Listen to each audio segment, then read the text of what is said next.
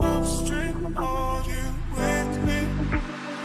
Down the rainbow, curtain in the city, rushing through me. Downpour, upstream, are you with me? Feeling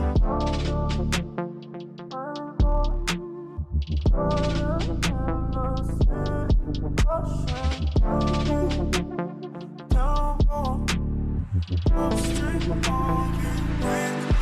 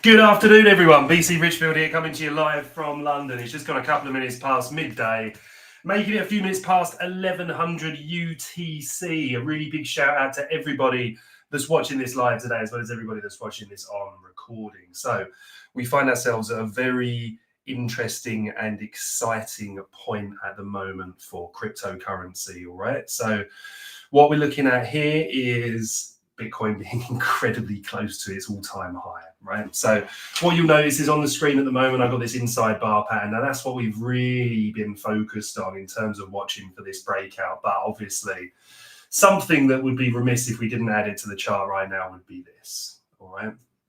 So here we have the prior all-time high, okay? 109,998.9 here on OKX. So what's the plan? Well, quite simply, if we're looking at this consolidation, anytime you're in a trending move, what do we want to see? We want to see expansion into consolidation, leading to expansion, to consolidation, to expansion, right? The point at which we would consider this going the other way is if we broke down from this range here, inverted this gap, and then start to trade off. Yes, you would already be back in the higher 90k area, but it depends what kind of confidence you want. Apart from that, you're really just kind of trying to short the top here if you're doing anything other than that. So in my opinion, while we're bullish, we remain bullish. That's how we align our bias. Now, the next thing that we want to do here, by the way, apologies if you can hear any noise today. They're doing a lot of maintenance work on the building, so hopefully it won't be too disturbing, but apologies if you hear ladders and potentially some tools and bits and pieces. I have asked them to keep it down for us, which they've assured me they will do to the best of their ability, but we've all got our jobs to do, right? So it's really, really simple. I don't actually really want to waste any more time on this. I love this breakout here, this large body candle. Basically, whenever we're trading a range, what we're looking to do within that range is, you know, for price to deviate, come back within until you get that bigger move, yeah, and then we look for that retest and for price to move higher. Now, that just means on here we need a plan, right? And one of the things that's very much of interest here is this down close candle across here. There we go. Break out of this level. So this was the same principle we were using, that we used down here, that we're using up here, for example. Now, if you get a cluster of small candles like this, if we take a new low, then I'm happy to include these. But if they're within the range of a reasonably sized set of consecutive candles like this, this tends to give us a better level. When we saw this strong breakout taking out this, the inside bar high, the mother bar high, wicked down, took liquidity from that low, and then recovered it in this beautiful bullish pin bar candle with a short nose. I don't know what else to tell you really. It's a really, really nice breakout. The reason I've opened this here is I would love to see our equity markets. When I say equity markets, it's a little bit of a misnomer. What I'm really meaning is the indices. I'm looking at the NASDAQ, the S&P 500, and slightly less so, but still factoring it in, the Dow Jones, which is represented here by the YM contract, same way that the S&P 500 is represented by the ES contract and the NASDAQ by the MQ. These are the mini contracts, all right? So these are what I trade. So with all this said, we can just see a really beautiful picture here for Bitcoin. Now, if I want to move down from the daily here, I'm going to take a look at the 4 hour, but I'm also going to take a look at some potential entries that we can do on the hourly, because typically if I'm swing trading, I'm moving from a daily to an hourly time frame, all right? Intraday trading, I'm utilizing the 4 hour as my high time frame, and then I'm framing the trade on the 15-minute. So what have we got in here? Well, obviously we've got these lines, but we can also have some confluence. Remember, price starts to come back below this. This is the mother bar high over here. Then it's not time to panic, right? Because look at what happened here. We did exactly the same thing with the inside bar, right? This is where you want to worry. Price, you get the strong close, and then price gets a big bearish candle below it. Yes, we got another big bullish one here, so the price action looks very confused. This is a Sunday pump. You can't trust weekend pumps, right? The volume volatility isn't there. You know, from legacy or traditional market participants, right? Funds and bits and pieces will typically be inactive or not active at all over the weekends when traditional markets are closed. So this is the kind of price action you don't want to see. What you want to see are large expansions, leaving gaps, showing you that there's buyers stepping in. There's a lot of aggressive buying pressure stepping through. All right. Yeah, evil AP. I don't know what's happened with the stream today. Actually, I've got the same thing my end as well. We've only got a couple of viewers on today, so obviously something's broken. So no problem. Remind me, reach out to me, and we'll try and recreate this and do a giveaway for sure. So you want to see these nice expansions here, these nice gaps, right? Then when price draws down into these, typically look at the candles and how they're left. This is a beautiful bullish pin bar candle, right? So we had a corrective move, doji candle, wick down, bullish candle here. This is the kind of area, because look how perfectly the body's respected this line here. That's our inside bar high. That was particularly important for me because this was the level we saw deviated, price climb back within the range, and then we flushed out. I said on last week's show, I believe, when we covered this, that if price was to come back within the range, I would be looking for price to do something like this. Someone asked a very good question, said, what if we don't get to the lows? I said, well, then I want to see a liquidity sweep. And if we don't, I consider this extremely bullish if we break out, and I still do. Reason for that is typically you're looking at points of failure. When you're in a range, you're going, look, so the high is established here. We sweep the low, we take the high.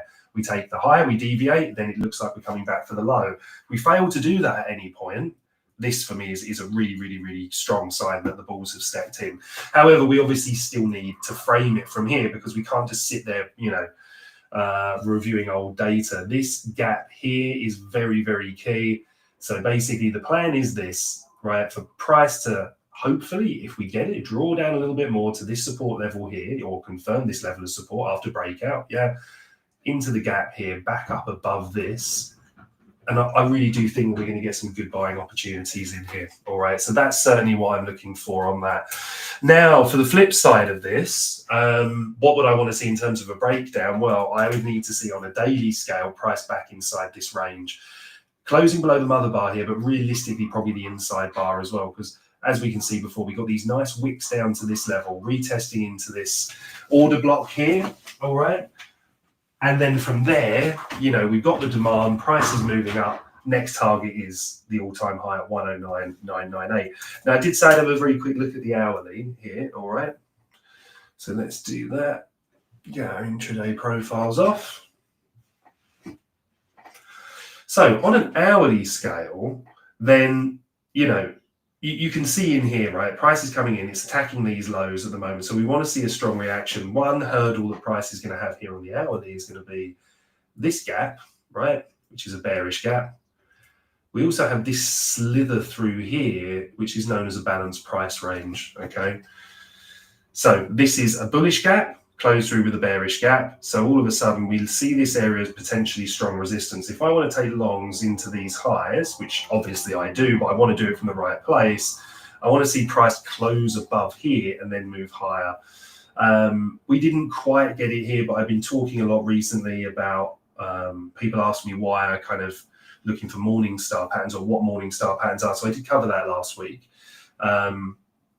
Back here, we had a beautiful evening star, right? So just to go over it very quickly, evening star, which is the opposite of a morning star, right, is you have a large expansion candle to the upside. You then get a doji candle, yeah? So you ideally want to see equidistant wicks and a small body. Then you get a bearish candle that comes back below the 50% of the expansion candle's body, right? So with this one here was a sure sign that price was going to sell off. Now, doesn't mean we're facing a full-on trend reversal, right? But it does mean that I'm then looking for price to come and take the next liquidity. And this was so clean intraday because when we stopped here, you can see, you wait for the pullback into here, but even if we measure it from the bottom of the body to the next key low, you've got enough in there for an intraday trade, even on an hourly, which is really, really nice. In terms of, yeah, I mean, you've almost got one here. It's a little bit of a cheat because you want to see a bigger body here, right? But this is a very good example. It did come back down to take the low, but large bearish candle, doji, and then the expansion candle here that clearly takes out 50%. Now, while this didn't this one didn't work out, the pattern itself has over a 70% success rate. So that's what I was looking for here. Now, we obviously haven't had one of those materialize. I don't really like to draw these patterns down. This was the one I was saying was a little bit of a cheat. Downwards candle here, large body. This was more of a long-nosed bearish pin bar than a doji, but that big expansion candle that came back in the range confirmed this as a deviation, meaning it was a really good place to look for basically, you know, weakness because we're back in the range. Now we're back outside the range. Why? It's the same way when we get a deviation the other way. Prices come out of the range here, and I exactly look at the wicks, right? We didn't get any body closes, right? Sorry, that's the order block from the range here. So the body close here. When price gets back in, yeah, then or even here, it's a sign of weakness, right? Because if this really was buyers showing strength, then the opportunity for sellers to mitigate around here is pretty high. So they can basically say, look, people that were long, so that were short this level here, when price comes back to it, they can close their positions out for minimal or no loss, step back on side, and then look for price to expand, all right? So let's take a look at ETH anyway. We're going to do a bit of a shorter show today, guys. I need to make it around about 30 minutes. We're going to do ETH. We got somebody's asked us for Credify, finance. We're going to cover Vert AI again. Look at where we are on that one from the earlier calls, and Axon DAO and Solana as well. So if you do have any others, the few of you that are here, then please do let me know and we will kick on from there. So let's take a look at our ETH chart. Zoom right out to here. What were we looking at? Just ignore this for the moment. We'll look at this in a minute. Nothing really here on a weekly scale. One of the things I did highlight was this area here, all right, in terms of price coming back for this and then moving up. I know this chart looks a little bit messier. It's just a crypto chart, right? Because we use these and have been using these for a long, long time to kind of outlay and line out the plans. And I don't change the markings on the chart so that we've always got accountability. So as we can see here on a daily scale, doing my little pattern trader moment, we had a breakout from here. I said, if we close above this, doesn't need to be a big close, you just need something. Yeah. So as we draw down here, we got the wick below, candle body closes above the high, retest of this, and now we're pushing up. Yeah. So that's what we want to see here. We want to look at the retests. In terms of this, in terms of price action, it just looks super, super, super clean here. All right. One thing, just to give it some context while we were looking at the black line here, was this is the area we initially expected to find some kind of resistance. All right. So actually, we did find that. What am I concerned about now? Well, actually, once we kind of drive into these areas, I'm much more concerned or focused on the high that we leave, in this case, within this level. So I think that's a great liquidity target for price. All right. So moving on to the daily, we can see we've got the pattern here. Highly viable. If we broke down from this, that we're going to test into these lower inefficiencies, which we haven't done. Long downside wicks here showing absorption, showing buyers have been stepping in. The 4 hour gave us a really beautiful retest. We'll actually look at the retest on the hourly as well, right? But again, look, waiting for this expansion, waiting for these structural shifts, right? You don't need it. Look, okay, you know, fine, you can take it as that, and that did happen here. We didn't really display above it. That's the high, swept the low, right? That's a key high to break. So we got that confirmation there. But in terms of looking at microstructure, don't forget we've got an inter here as well. Price broke through that. And why do I give that significance? Well, we've got 2, sets of bullish gaps through here. So we expect this area to offer support and for price to be able to move higher. All right, so that's where we are with that one. What I want to do very quickly is just look at the hourly here and show you how clean this retest was, right? So look what happened here. Price came in, we saw this very aggressive drive back down into here. Remember, like I was saying to you, wait and look for best, okay? You might have gone early here because you saw price close above this down close candle, right? Not a problem, but remember, it's not really a full-on retest of this, but we did have a liquidity sweep from a gap, so it's a very valid liquidity pull. So if we're patient, we just wait for this to come down. We got the close above it here. We inverted this gap, which is really, which is a key sign for me, even if it's a very thin gap like this, that price is looking to reverse. We got this, price dug into here, and then we expanded. Where do we target? The next clear and obvious high. Yes, we've got micro highs in this structure, right? But this is the clean high. If you were drawing this out and you compressed the chart and you were saying, okay, high to low, to high to low, to high to low, to high. At the moment, I think this is looking really, really nice. So very similar to like we had with Bitcoin as we were looking at it. We've got on the hourly here this bearish gap. I'll just do it in red so it stands out. And if we draw this back through, we can see we have the bullish gap here, making this a balanced price range. I'm going to leave it in red for the moment because I'm much more focused on price getting back above this. I'd either like to see some aggressive intraday plays from here if we get the sweep a little bit lower. Failing that, I really do want to see that inverted. And yes, we're coming back into this level, but remember, we're actually chasing the high. We're not actually chasing this, yeah, because if we squish the chart back up, I think we got a pretty clear run on this high here, which is sat at 2,737, that kind of area. Invert this, I think we start attacking these highs here, ultimately making our move higher. Just want to see that expansion. And again, I do have eyes on the indices today, right? Looking at the NASDAQ, looking at the S&P 500, the volatility index as well, the VIX, would like to see that dropping. It's okay at the moment, it's level. But that's it. So that's what we want to check. So that's actually where I am with actually, let's look. Let's take a look at Credit actually. What one did we do that on? I think. Here we go. Right. So Credit is just hanging around this level, and I'm so interested. Very, very open about this. Buyer here, bought in this consolidation here, bought again down here. And for those of you that were asking, you're saying, where would I look to get involved again? Outlined very, very clearly here. So I've added more here. Yeah. If we flush lower, I'll add more again down here. All right. I don't, and I'm very, very rarely profess on this chart anything that I'm not invested in. But this is very, very different to what I trade on a daily basis as an intraday trader, obviously. These are long-term positions that I'm looking to add to because I really, really like the companies. All right. Horace, there's an echo thing. We're having an absolute nightmare today, Horace, to be honest.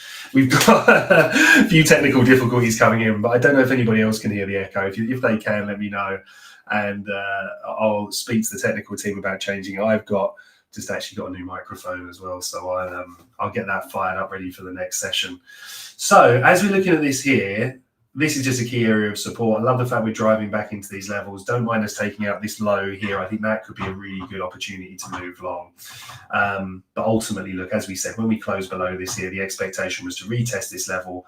That's exactly where we are, and I'm not overthinking it from here, all right? All I'm trying to look to do here is kind of look at a position that I can start to build.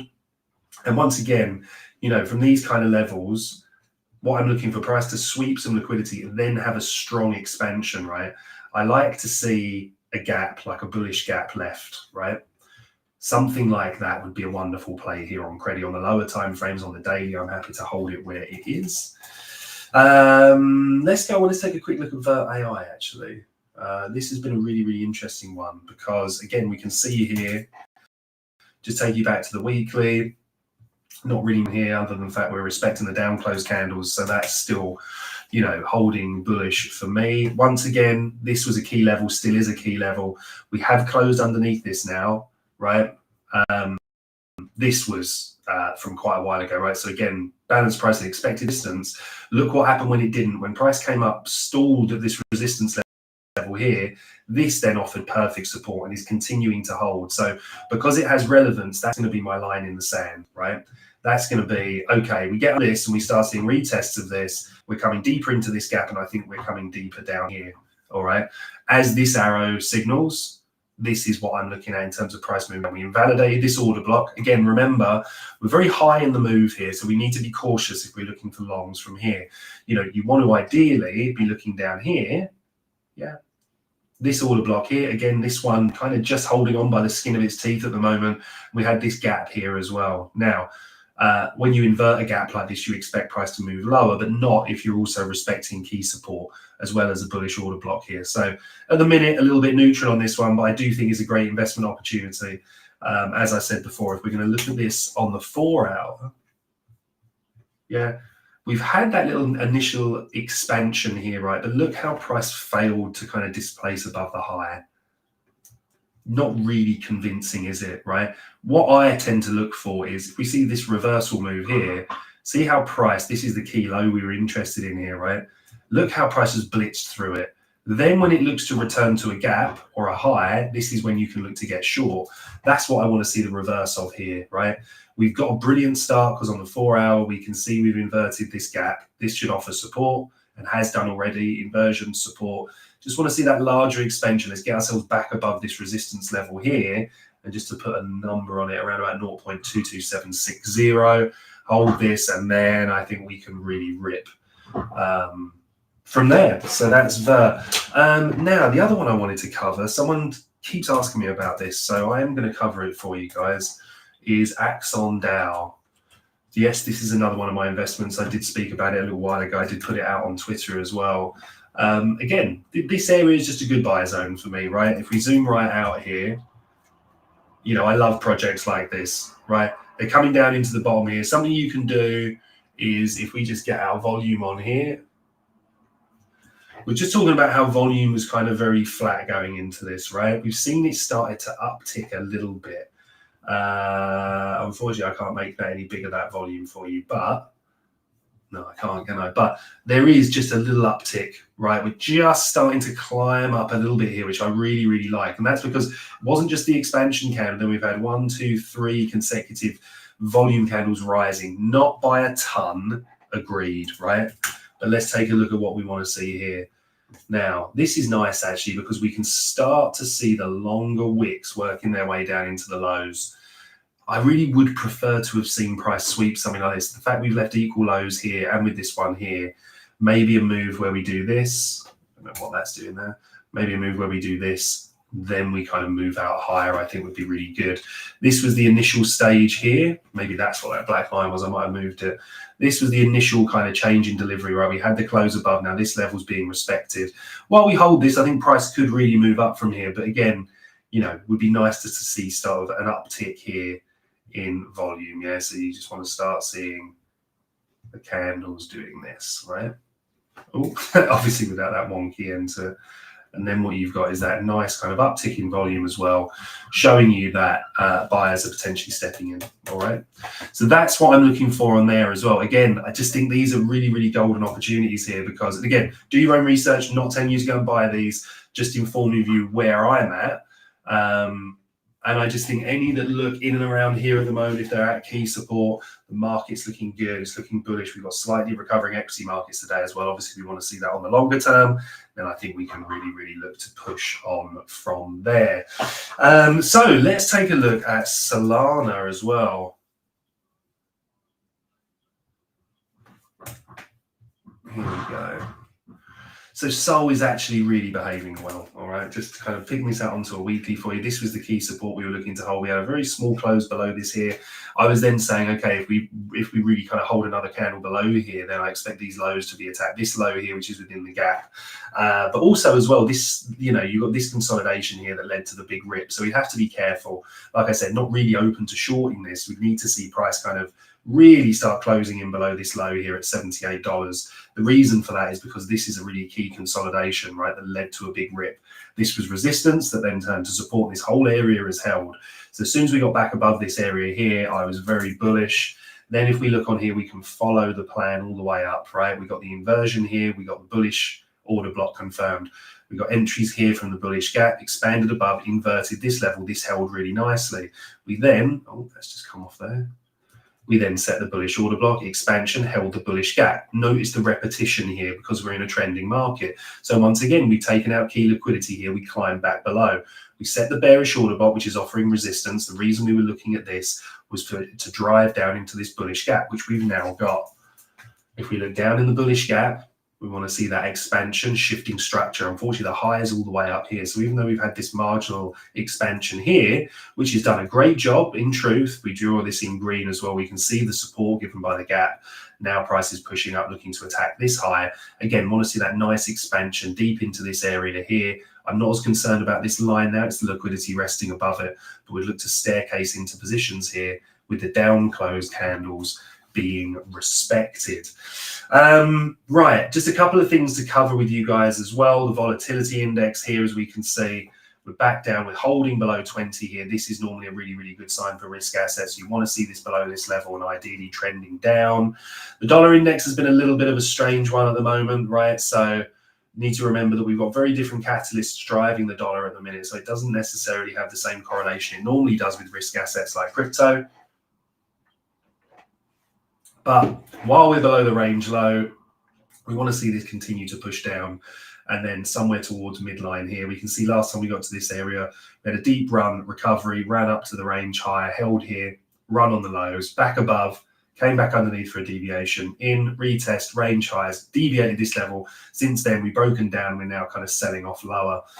A lower dollar is typically good for risk assets, but we need to be careful at the moment with the correlation because the US is actively trying to draw or drive the dollar down. Okay, so let me just take a very quick look at this as well.